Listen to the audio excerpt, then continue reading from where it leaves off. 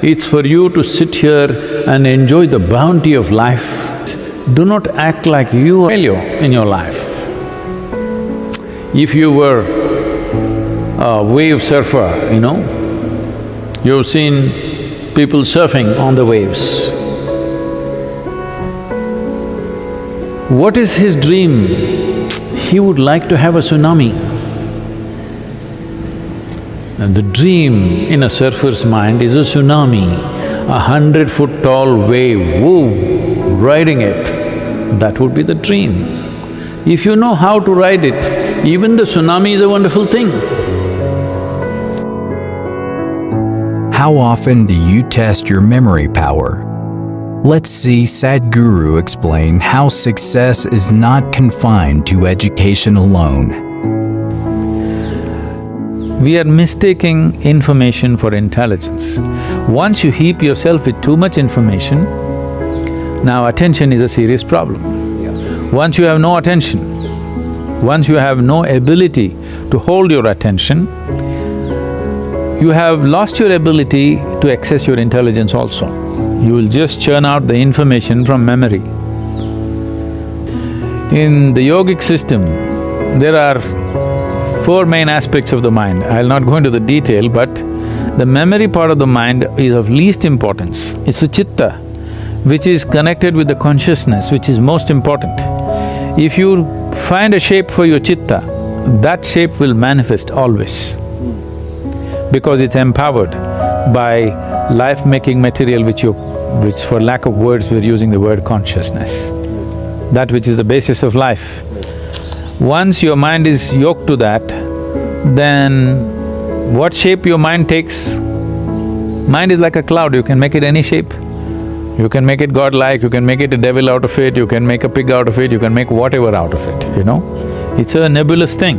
So what shape you give to your chitta, it will always manifest in the world because it's empowered by life-making energy behind it. So that is the most important aspect of the mind, not the memory. There's a beautiful incident. You heard of Andrew Carnegie. When Andrew Carnegie started his enterprise, in a short span of time, he became so super successful and made so much money. At that time, okay, this is not the age of Google or Facebook or Twitter where in 2 years they become multi-billionaires and all. Those days, people had to set up manufacturing this and that and make money which would take decades or generations. So this guy made so much money in a short span of time, people suspected, the US government suspected he's doing some malpractice. They set up a Senate investigation committee. So they questioned him in every way possible and they found nothing wrong with his business. Then they asked, how do you manage to make so much money and be so successful? So Andrew Carnegie said something very simple. See, I can keep my mind focused on something for 5 minutes at a stretch. 5 minutes. Can any of you do it? All the senators. They thought, what's the problem with 5 minutes? And he set up an experiment. They tried to keep their attention, they couldn't keep it for a few seconds. One moment here, one moment there, this is the fate of most human beings. So then he said, you should not be running United States. All of us must have competed for something or the other. According to Sadhguru, here is something we should never compete for. Life is not a competition, life is not a race. If life is a race, you must get to the finish line soon. Hello? If you think life is a race, you must be at the finish line today. I can tell you how. You want to go there? No. This is not a race. This is a tremendous privilege that we have come as human beings. This means our ability to experience life is of a much larger proportion than any other creature on this planet. That is the significance of who we are. Yes? We can experience life in many more vivid ways than how an ant can experience, how a grasshopper can experience, how somebody else can experience. This is our privilege. Instead of experiencing life, we are trying to win the race.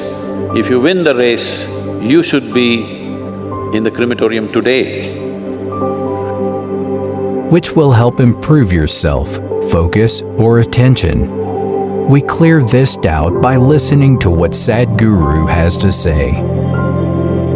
If I had only focus without the general attention about everything around me, indiscriminate attention I'm talking about, attention not even about something, just being attentive only because there is a certain level of attention and awareness within you, you even know that you exist. Otherwise, let's say in sleep, in your experience, neither the world exists nor you exist, all that's happened is there is no attention. Because there is no attention, there is no perception of any kind. So first thing is attention, that there is a general grasp of everything. Then there is a particular interest. Then we focus it down to that particular interest. We are focusing on something only because our attention is not keen enough.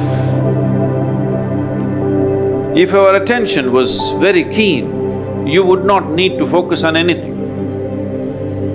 If your attention has to be very keen about everything, then you should stop discriminating in terms of, I like this person, I don't like this person, this is good, this is bad, this is nice, this is not nice, this is useful, this is not useful. If you do not make any kind of discrimination, you just work on your attention, not about being attentive about something, just being super attentive, not about anything. See, right now if you increase the voltage in this hall where you're sitting, when light comes on, light is not thinking in terms of whom should I focus on. When light comes on, everything that is there in that room will be seen. This is important. This is a very important aspect of yogic process is that we go on working on our attention, that we keep on keying up our attention to a higher and higher level, a higher and higher voltage and intensity.